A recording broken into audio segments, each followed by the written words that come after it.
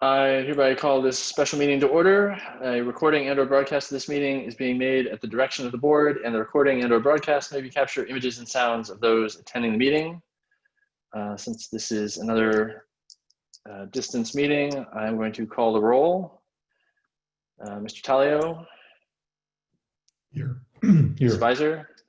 Here. Mr. Ivanovich? Present. Ms. Sirke? Here. I am also here. All board members are present. Would any board members like to provide comment on the agenda before we approve it? Would anyone like to make a motion to approve the agenda? So moved. I'll second. All right, I'm going to call that motion by Shali, second by Vladimir. We'll do a roll call vote. Steve? Yes. Jessica? Yes. Vladimir? Yes. Shali? Yes. I vote yes. Motion passes 5-0. No action was taken in closed session. Mr. Baer, anything before we move to the consent agenda? Yeah, I just wanted to make the board aware.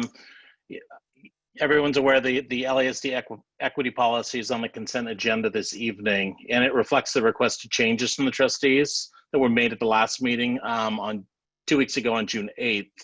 I also want to let the board know that in addition to the massive effort underway to reopen school in August and plan for all that entails, we are also in the process of forming an equity task force that will allow our district to examine and evaluate the current state of LASD as measured against this equity policy that I assume will be approved this evening, as well as to inform future decision impacting our students, our staff, and our community.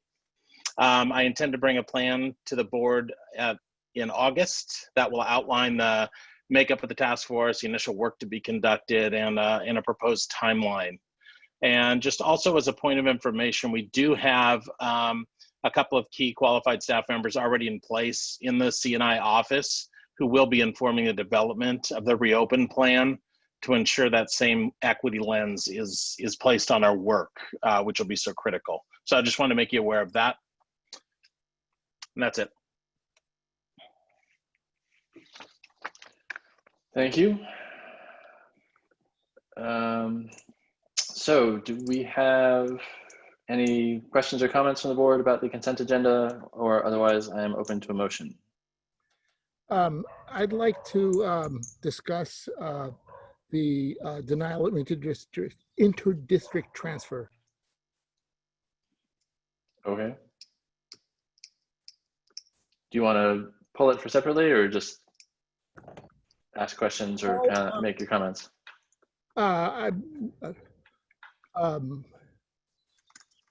My comment is I believe other districts are allowing inter-district transfers. I think Palo Alto buses in students from other districts. And if we have extra capacity at any particular school, I'm curious as to why we don't allow an inter-district transfer request. And I'm more than willing to discuss this further or get an update from Jeff or Randy at a future board meeting. But as it stands, I'm going to vote to approve the request. Okay, so just a quick comment. We have a policy that that the board has established that we use to follow inter-district transfer approvals and denials. And if they meet the policy, then they can be approved. If they don't meet the policy, then we recommend denial because they don't meet the policy that the board has established. Okay. The obvious response is, well, perhaps we should review that policy because this is one way that we can actually do something for children who are not as fortunate as some of our LASD children are.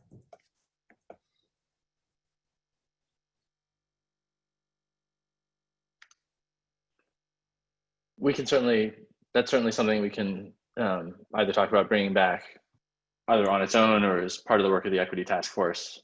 It seems like a reasonable request to me for the future. So for simplicity, we can split out E2 from E1 and E3 if someone would like to make a motion.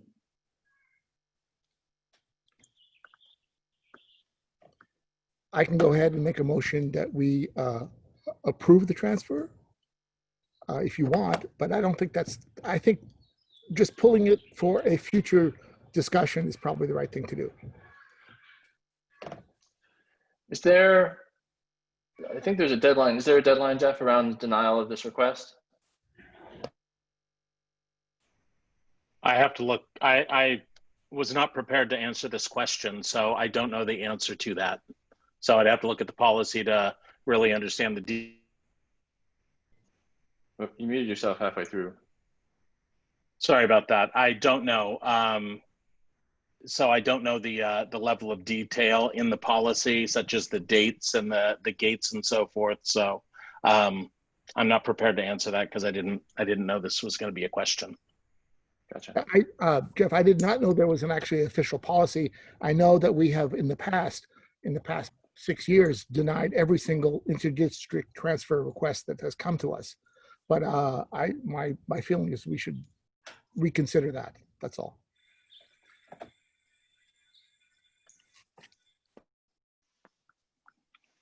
So are we pulling E2 from the consent? Was the consent items? Well, I think it depends on who would like to make what motion at this point. I'd like to move that we pull E2 from the consent item and move it to its own, either its own item or as part of the equity discussion at a future board meeting. So can I ask Vladimir to clarify? Do you mean that you want to discuss this particular issue of this particular student, or do you want to discuss the general policy of how we do inter-district transfers? The general policy, and that policy will then apply to this particular student. Of course, if we have to respond within a certain amount of time, and Jeff can look this up later on, then we should respond and perhaps ask them to resubmit a request at some future date.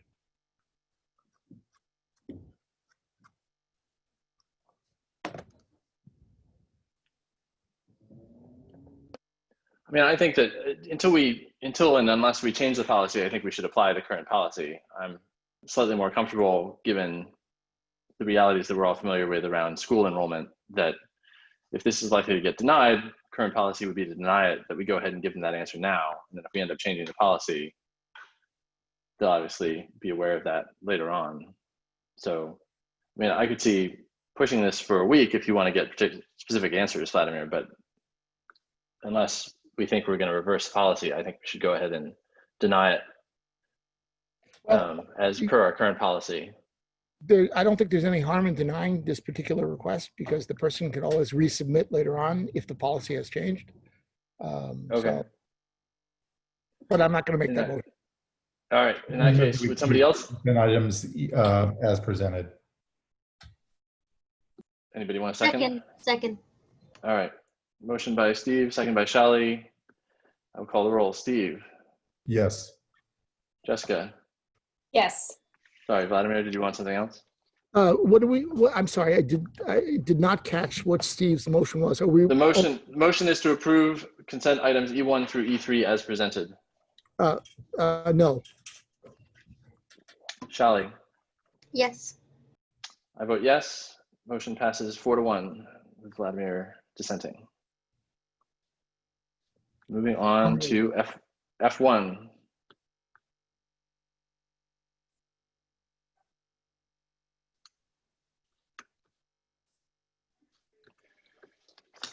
There we go. Good evening. This is a continuing update on our planning for the 2021 school year. As a As a reminder to the board, the teaching and learning draft, which is how we will return in terms of instruction, will be coming to the board next week on the 29th. And then we're currently planning to bring that again on July 6th. So this update will not get into the detail on the teaching and learning aspect of the reopening. As a reminder, that's largely driven by the fact that we don't have reopening orders yet in place from the Santa Clara County Public Health Department.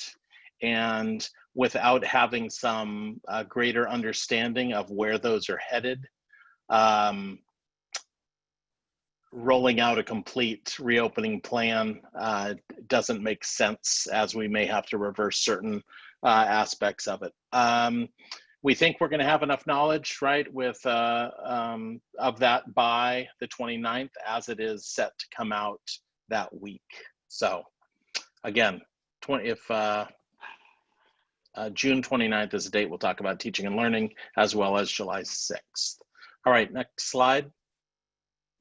So looking at the planning that has been ongoing for this, I'll let you know that, as a reminder, we've included representatives from our teaching, administrative, healthcare, financial, and operations staff. We've really broken that planning into those categories, because they really do focus on, the preparation really does focus on teaching and learning, health and wellness, as well as school and district operations, right? Those operational aspects to keep everyone involved safe. And you've seen this before, but we are working to balance health and safety of students and staff and families, as well as the student learning and social emotional well-being of kids. Support teachers and staff to adapt and innovate, right? They are being asked to teach in a much different way than they have in the past, and that takes a whole lot of work, energy, and planning. And then making sure that we have the financial stability to execute on the plan. So next slide, Marcy. This is just a visual for your reference, looking at the timeline to reopening. We've gathered input from parents, students, and teachers via survey in May regarding their thinking about returning to campus or continuing in virtual school. As expected, we had, you saw the results, we had a range. We also gathered feedback to improve our distance learning program, because that could very well play a role in whatever version of school we return to in the fall.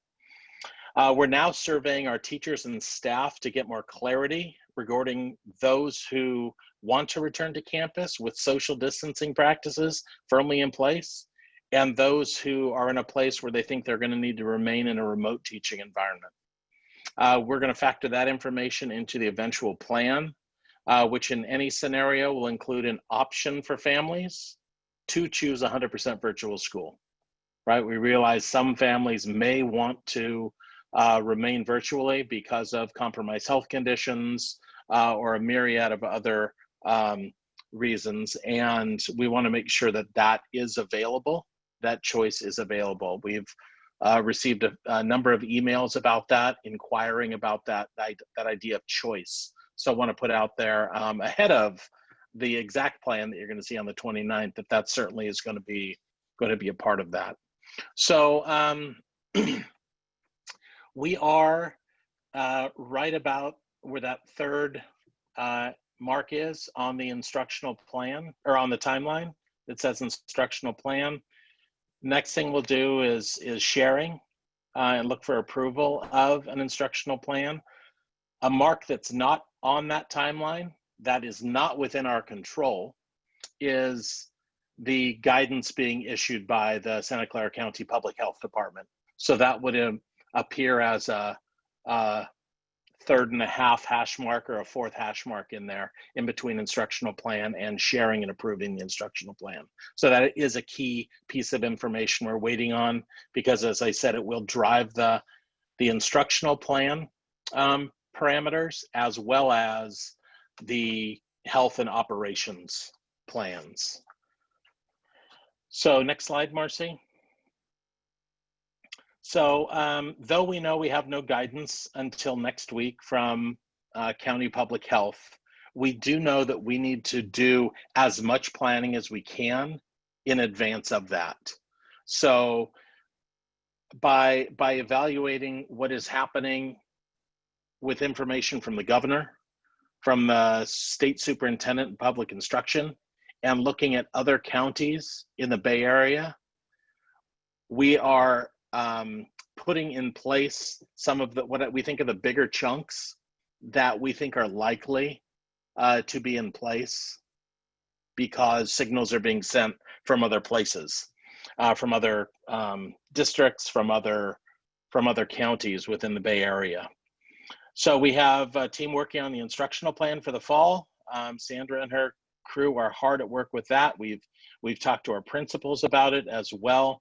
Again, we're set up to present to you a week from tonight for a first round of feedback. And it's going to be flexible enough that it is going to allow us to adapt to that guidance that we expect from the county, as well as future changes that will likely come from the public health department, right? We hear about next waves coming, what happens if there's an outbreak at a school, what happens if there is an outbreak in a classroom, right? We have to be ready to respond to those varying circumstances. So we are working hard to plan for that. And the school and district operations are highly dependent on our instructional plan. We need to give some precision to each school. Each school is a little bit different in terms of its layout, in terms of its setup. We have to have an understanding of what those instructional plans are to put into place some of the greater detail around the school and district operations. We've identified all the areas that we need to address. Once that plan's in place, you've seen that previously in the Santa Clara County Office of Education considerations for reopening document. We are using that as a guidepost in our planning. And we will present that, where we are with that plan, an update to that for your review on July 6th. So first you'll see the teaching and learning plan come. And then the 6th, we think we'll be able to give you some information on the school and district operations. And then again, later that month in July, when we have a meeting scheduled, a more robust update. Tonight's update will focus primarily on our health and wellness planning, where we can make the most progress now with the information we have. So next slide. We've talked to you before about this idea from moving from emergency remote teaching to blended or online learning, and that's going to require some professional development. Teachers have been engaged and continue to be engaged in professional development that will allow us to be more proficient and have greater consistency and a systematic approach, TK through 8, in our school district. We really think that's going to, if we have to be in some way virtual for even part of the student experience, it's going to provide greater consistency, an easier plan for students to follow, and certainly an easier plan for parents to support when and if we're in those situations. Next slide. So as we look at this professional development, these are the components that are included in that.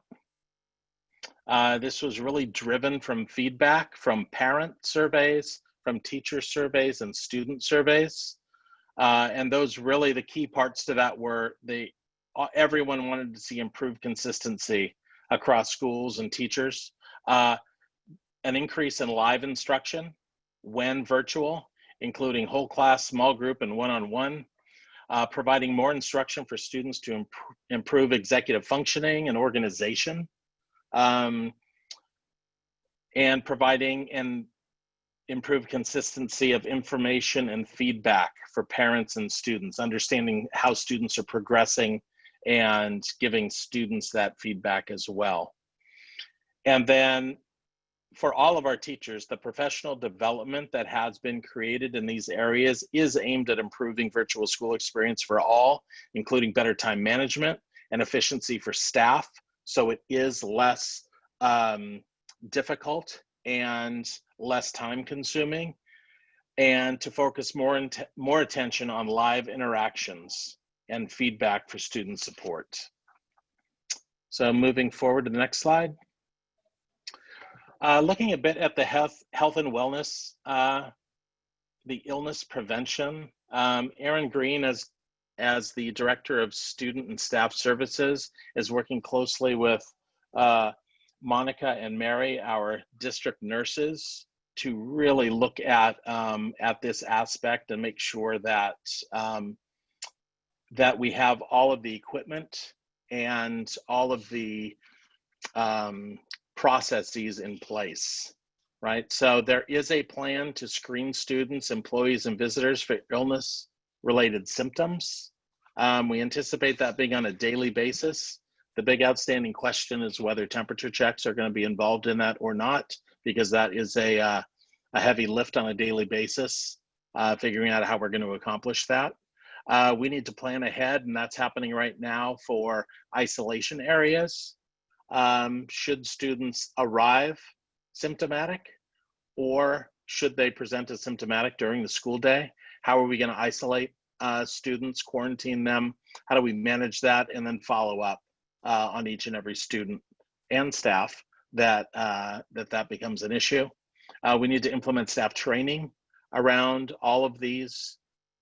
And we do have personal protective equipment ordered to prevent the spread of illness. That we know that is going to be a condition of opening from the county. We're just not exactly sure yet what the level of detail is in that. So we are preparing, making certain assumptions. We are also getting equipment from the state free of charge. From the California Office of Emergency Services. We're expecting that to come. I've been in close contact with Randy on this. We're expecting that to come this week or next. It includes cloth masks for students and staff. It includes disposable masks, the surgical type masks. It includes N95 masks for our nurses, face shields for teachers, no-touch thermometers for schools, and sanitizer. So in addition to that, we know that though it sounds like quite a quantity, we know that's only going to last so long, depending on what the requirements are. So we are, in addition to that, ordering that equipment and more for the opening of school. And then what's going to be really important is ensuring families adhere to immunization requirements during this. So we typically do that anyhow, but that's going to be an important part of illness prevention as well. Next slide. In addition to equipment, there's the area of just ensuring that we have a clean, sanitary environment for our students and our staff. Right now, we're evaluating classroom by classroom, and space by space on our campuses. And each of our campuses is a little bit different in terms of physical layout and in terms of rooms that they have. So we're having to really look at them school by school and understand the monitoring of those classrooms and common areas and outdoor spaces, looking at ventilation, frequency of hand washing and the ability to hand wash. Will there be restricted areas or closed areas for campus openings? We're also looking at the implementation of hygiene, right? Maintaining those sanitized environments. That includes supplies for cleaning and sanitizing, evaluation of our heating and cooling systems, the filtration on those, the frequency of filtration change, staff training in all of those areas. That's both teaching staff as well as maintenance staff, both district level and site level maintenance. And then developing that hand washing and hygiene schedule. That is going to be a big part of what happens, right? Basic hand washing, and what's the frequency? How often are our students expected to hand wash, after what types of events, that sort of thing. And then also creating a plan for both daily cleaning and daily sanitizing.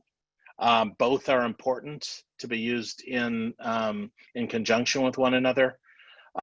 Looking at high touch areas, doorknobs, faucets, drinking fountains, countertops, things like that. Understanding the frequency of both cleaning and sanitizing for each of those.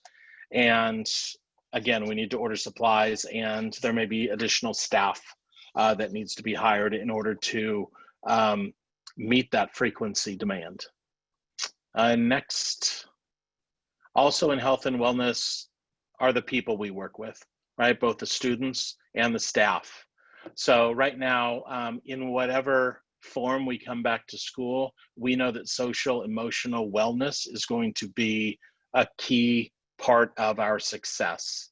So we have a team working on social emotional learning and developing professional development and expectations about resiliency for both staff and students. Understanding how we can assess student and staff mental health needs at the beginning of the school year. And then ensuring counseling staff is available for both formal and informal evaluations, trauma response, and any kind of grief counseling. These are all a part of what we're planning for ahead. And last slide is really a what's next, what the board and what the public should be expecting next. As I said already, next week, June 29th, you'll see the draft instructional plan for your review and public comment. By July 1, they're hoping to have it early, but by July 1, Santa Clara County will release guidelines for schools reopening. And then on the 6th, we will make any adjustments based on feedback and comparing it to those county guidelines, and look for hopeful approval on the 6th, because once that happens, the doors open in terms of planning, as I said, for the health and safety and the social emotional wellness components of our next stage of planning. We'll come back at the end of the month on the 27th to look for approval of the health and operations plans. And that's where we are. There is a great deal going on with really everyone in the district. Everyone is really focused on what's next and how are we going to reopen in the fall. We take that very seriously. And I don't think we can say it often enough that our preferred reopen would be for every single student to be present and able to kind of resume school as normal. We don't think that's going to be what the county orders are going to allow, but I don't want it to be lost that we know that is best for kids. It is when we are at our best, when we have kids in front of us in classrooms. So it is our goal, and we know we'll get there one day. We just may have to take some steps forward and back along the way to ultimately get there. But we do certainly look forward, and I always speak for our staff and our teachers. We hear it all the time that they just want to see their kids again, and they want their kids to be back in front of them so that they can teach them. And we recognize that, and it's what we appreciate and love about our staff, and it's what we want as well. But we need to make sure we do it in a manner that keeps kids safe and adults safe, and is also in compliance with the legal orders from the County of Santa Clara. So with that, I'll stop and take any questions or ask or provide any clarifications you might have. All right, thanks, Jeff. Are there any board questions before we go to public comment?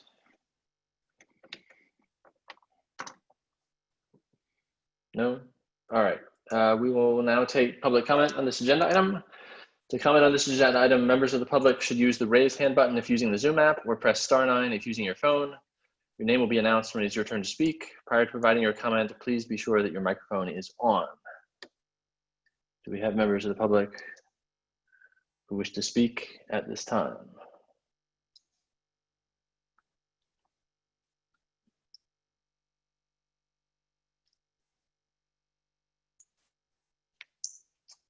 At least one. So Our first speaker is Santosh Sirivanasan.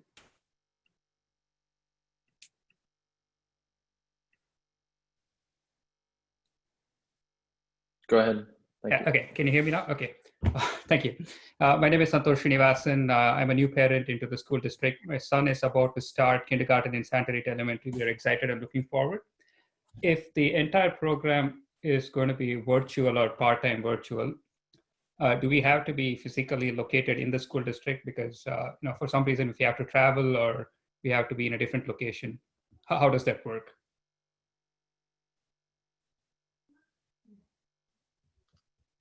Sorry, Santosh, we're not generally, we don't do it back and forth. So if you want to finish your comment, then we can ask staff for clarification. I mean, if we happen to travel internationally for about 2-3 months, is that okay or not? Yeah, that's about it. All right, thank you. Jeff, do you want any comments there? Do you guys? So we're gonna have to, we're gonna have to look at that and come back with an answer to that. I know we did make provisions during this spring, knowing that some families left the area, right, for health reasons, and we continued, but we're going to have to kind of review that and update our approach to that. So I don't have an answer at this moment. All right, thank you. Next speaker. I can bring it back to both you and Mr. Is it Srinivasan? Yeah, that's correct. Yeah. Okay. Thank you. Thanks, Jeff. Our next speaker is Danielle James. Hi, I just wanted to say thank you so much for all the great planning that you've done. It's so nice to see this rolling out in such an organized way and with such obvious careful thought being put into how we would roll this out. And so I just want to say that I appreciate that very much. And I know that that's a lot of work and that there's a lot of stress with all of this for all of you. And I appreciate all the hard work that you've done with this. And I'll just leave it there. Thank you. Thank you, Danielle. Oh, one more. Our next speaker is Sangeeth Paruri. Hey there, I wanted to echo what Danielle said. Thank you for all the hard work. We really appreciate it. I just had one question. You had mentioned in the presentation that the district will have to buy additional PPE equipment, et cetera, as well as we'll need additional staffing. I guess around that, first question is that additional staffing and PPE costs in the revised budget that Randy had presented the last time around? And do we have any sense on what the dollar amount is for next year around that? And then the second question is, are we working with the county and other school districts to see if we can leverage economies of scale to reduce the cost of PPE purchases and other COVID-related purchases?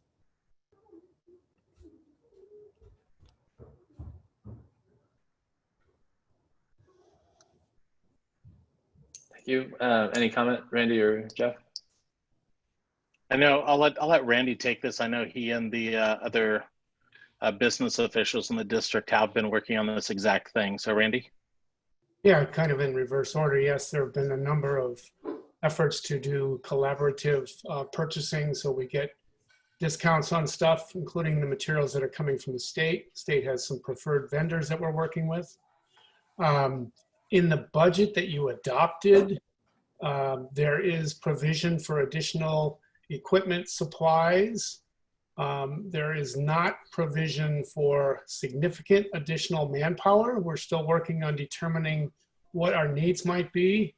And that will be presented to you when we come back, probably August, September, with an update on our budget.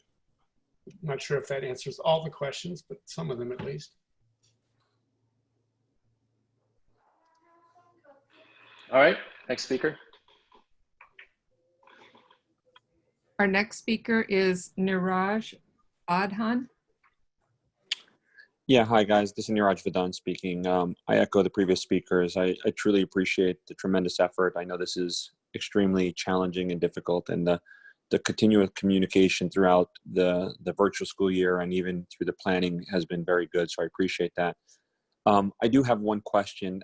If you have, at this point, if you point on, if someone elects to go virtual or be in person, are they committing for the first half of the year or for the entirety of the year, or do you envision a potential scenario where people might elect to have their students, their children virtual, but then change their mind and say, now I want that child to be in person and on site?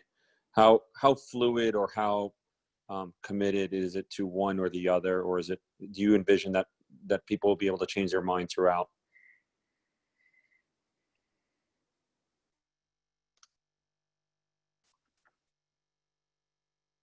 You want to take it, Brian? Well, I think it will see. I think I'm expecting that'll be part of the proposal that we get for approval.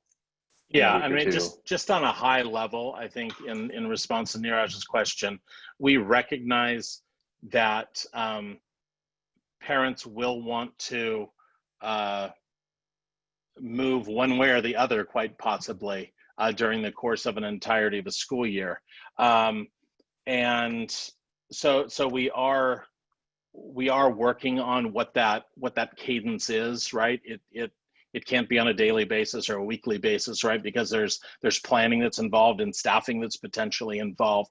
But we certainly recognize it, that it's going to be natural that some parents will gain confidence and feel more comfortable in bringing their kids back to a live situation. And so we're figuring out what that cadence will be. And it's important because we believe that kids in front of teachers is the best situation. So how do we allow for that, but do it in a way that is, manageable, both financially and from a kind of a process situation and being set up for that. Okay, that makes great sense. I appreciate it. I know that things are still moving quickly here and pretty fluid, so I appreciate that. All right, we've got one more speaker. This will be the last speaker. Our next speaker is Jeff Wu. Hi, thank you very much for all your work. Just had a question with regards to, you mentioned the fact that a lot of parents said that'd be great to have more live and interactive learning versus maybe videos and having the kids try to figure it out on their own. My question here is, on one extreme, you would have a video-only model. On another extreme, you have the kids sit in front of your laptop from 8:30 to 2:30 all day with their classmates. I don't know if you have an idea of how within that spectrum you expect the online classes to go in the event that we go that model. And then even if you don't, how are you going to arrive at a decision as to where do you end up on that spectrum of online learning?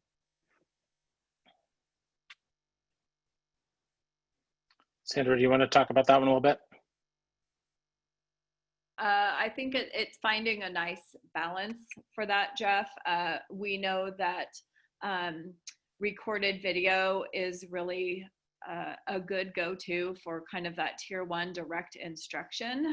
If you're giving, a simple, clear guidance or a teaching point for students, and where the magic is with that small actual live interaction, it takes place when it's a smaller group, and it's targeted to the needs of the students meeting with the teacher online. So when we are designing our plan, we're trying to make sure that there is a balance. And we certainly don't believe of sitting kids in front of a computer from 8:30 to 3 o'clock. I don't believe that results in really high quality education for our kids. So we're just finding that nice balance of both, with some opportunities for kids to step away from the computer completely and do some more traditional reading, writing offline completely. So there will be, you know, a couple hours, I would say, on the shorter end of a couple hours of that live interaction that's required for kids, and then some flexibility for families to work around that. Okay, thank you. And looks like we do have one more.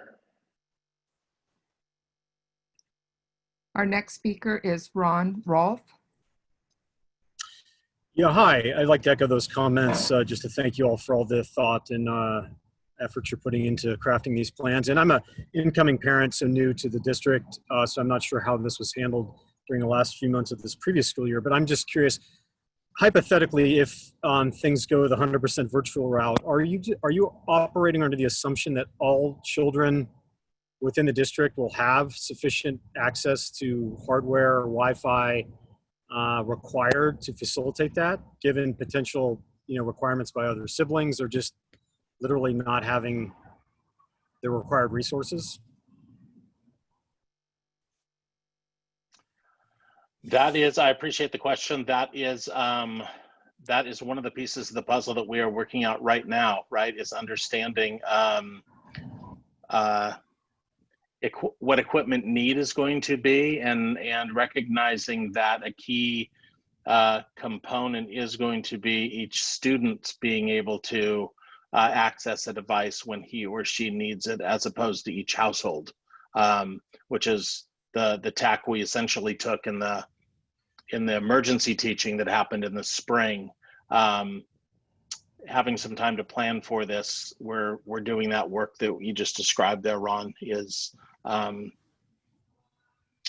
assessing that equipment need. But we do really believe that we need to get equipment in the hands of each student, should that be the situation. Sandra, actually, we'll wait that. Thank you.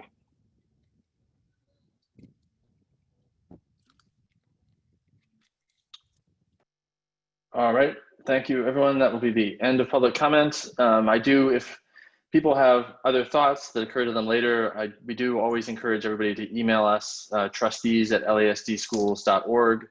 It goes to all of us. It also goes to Jeff. It's in some ways the best way to pose some of these questions, so that as we're compiling our frequently asked questions, as we put the plan together, we know what's on people's mind and can get everything in one place and make sure that everything gets answered. Board commentary. Who would like to start? Shali, go ahead. Thank you, Jeff. I'm looking forward to seeing what you present next week. I just had a quick question, and I'm not even sure that we ourselves as a school district can answer this, since we may need the city's input, but all of our campuses are open campuses, right? I know some of them have two entrances, the front and the back. Are we going to do anything to limit the people who come through our campuses during school hours? I ask because, sometimes at Almond, you see community members, taking a shortcut through the campus to get to either Almond or El Monte. That's it. So I think the short answer is yes. I think when we reopen school in the fall, whatever format that is, if students and staff are on campus, I think there's a high, if I were just to look right now, there's a high degree of likelihood that the school campus will be closed to everyone except students and staff. That includes parents dropping kids off at the curb or at the front of the school. and also not having people, you know, walking through the campus, walking their dog, whatever it might be during the course of the school day. Thank you.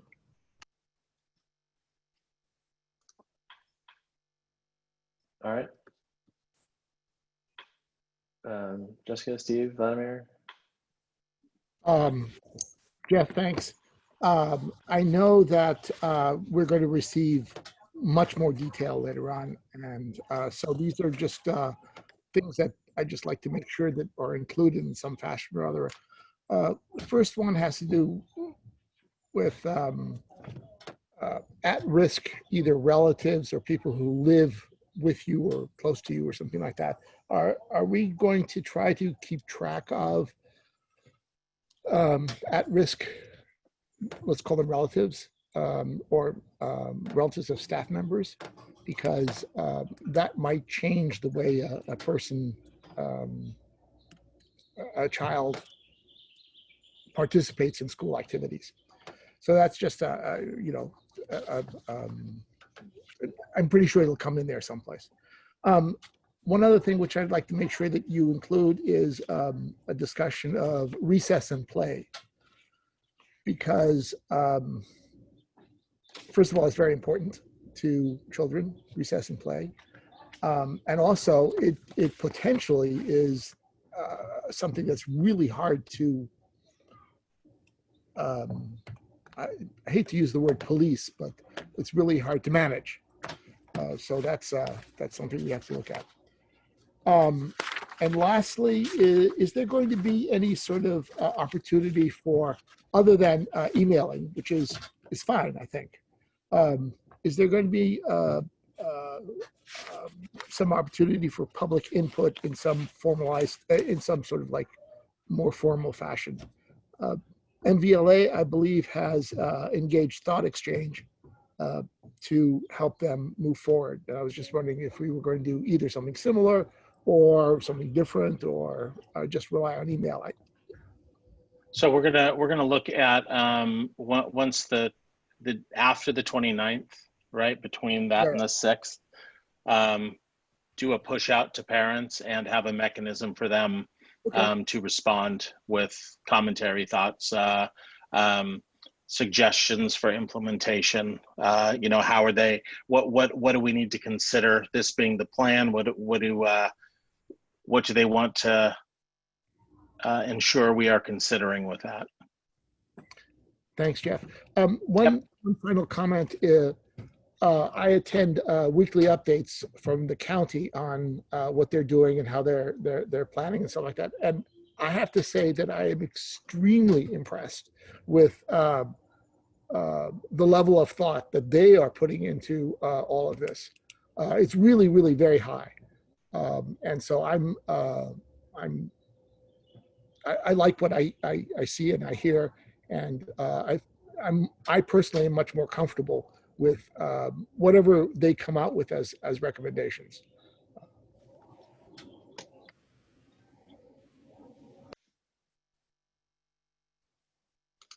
Jessica or Steve, anything?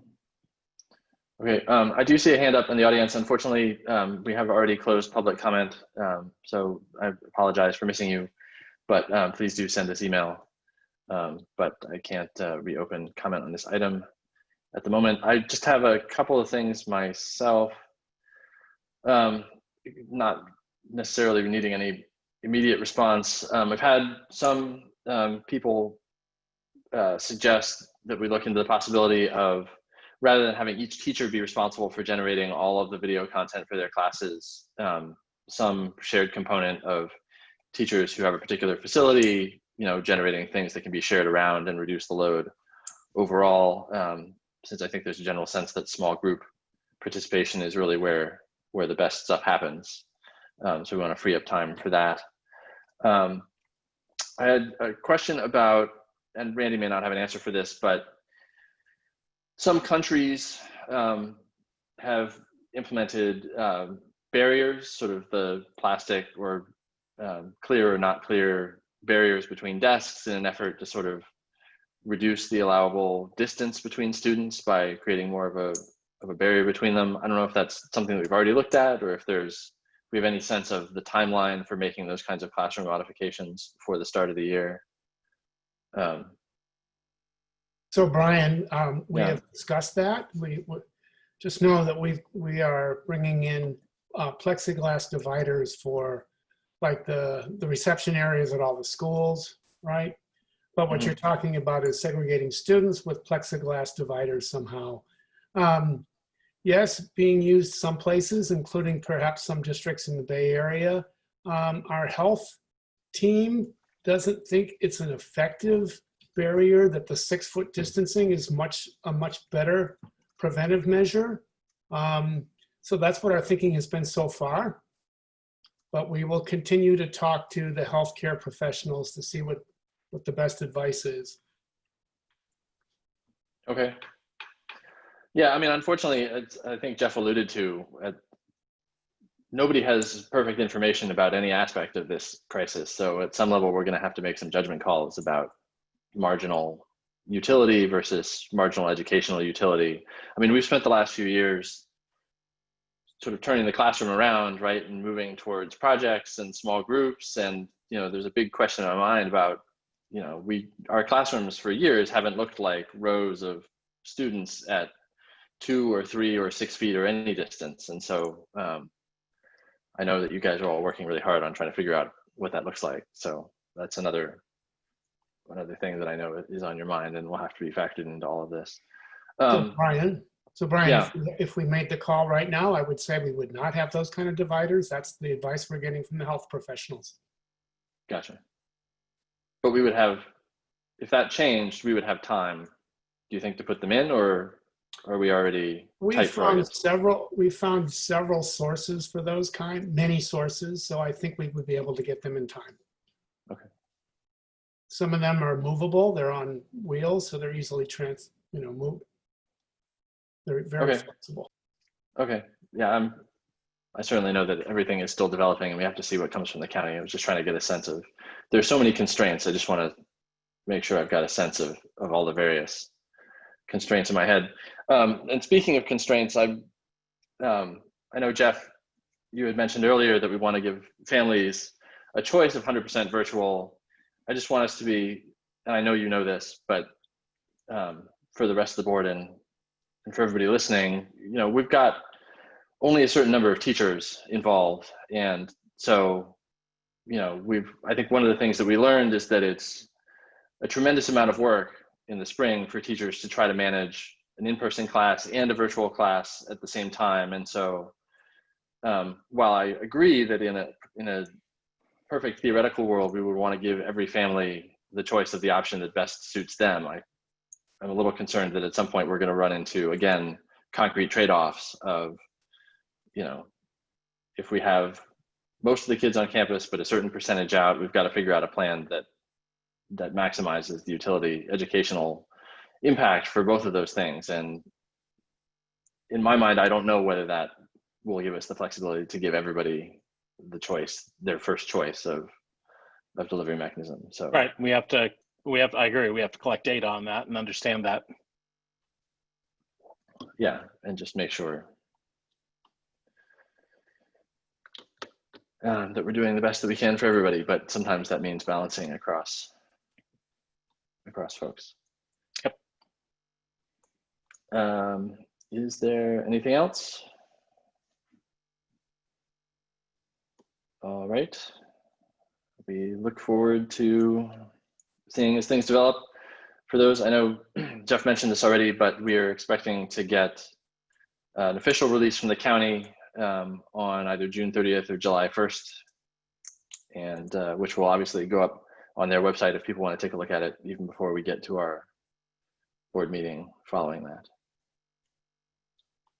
Okay, then we will move on to F2 financial update. Yes, Brian. I have very little on this tonight. One piece of information, basically, this morning it was announced that there was an agreement made between the governor and the legislature over what the state budget will look like when the legislature returns it to the governor after this agreement. However, there were no details released yet on what that on how that might affect us. So I'm expecting, hopefully I'll get something tomorrow, but as of 6 o'clock tonight, still no details. So by next week, when we have our next meeting, I expect all that information to share with you. And that's it for tonight. Okay. Yeah, I think I saw one article that said they expected the documents to start coming out at 2 a.m. So. Well, I'll stay up with you, Brian. You'll stay up.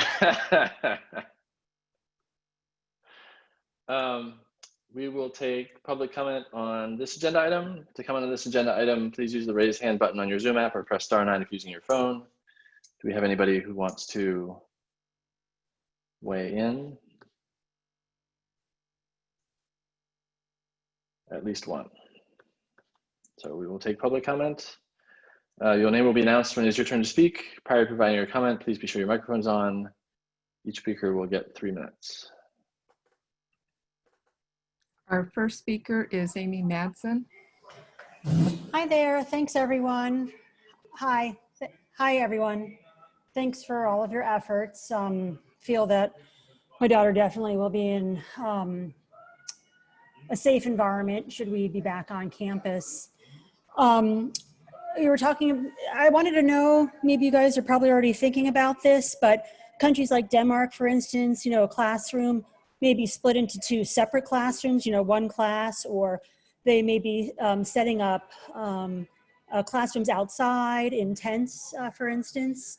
And, of course, we have large spaces like the library and the multi and those other multi-like rooms. So I'm curious to know if that's something that you're thinking about for the possible plan, to have, because it would be great to have kids on campus. Thank you.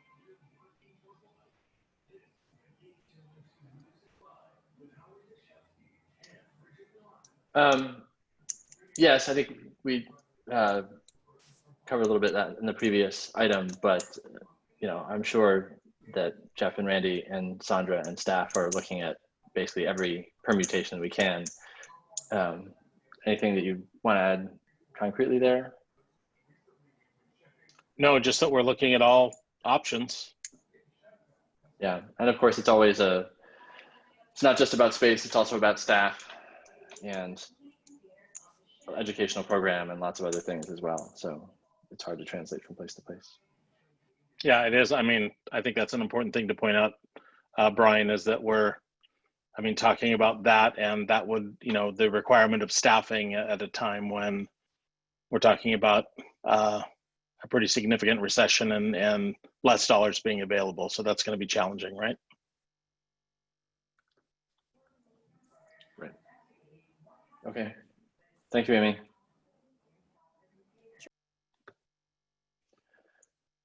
All right. Any further board questions or comments? At this stage, for those you guys are probably all saw the announcements, but it looks like, as far as I can tell, the legislature more or less carried the day. So we'll see. But as Randy says, we'll see what the details are. All right. And I guess since this is a special meeting, we don't have our general board and staff updates. So unless anybody has anything else on the agenda, we are adjourned. Thank you. Thank you.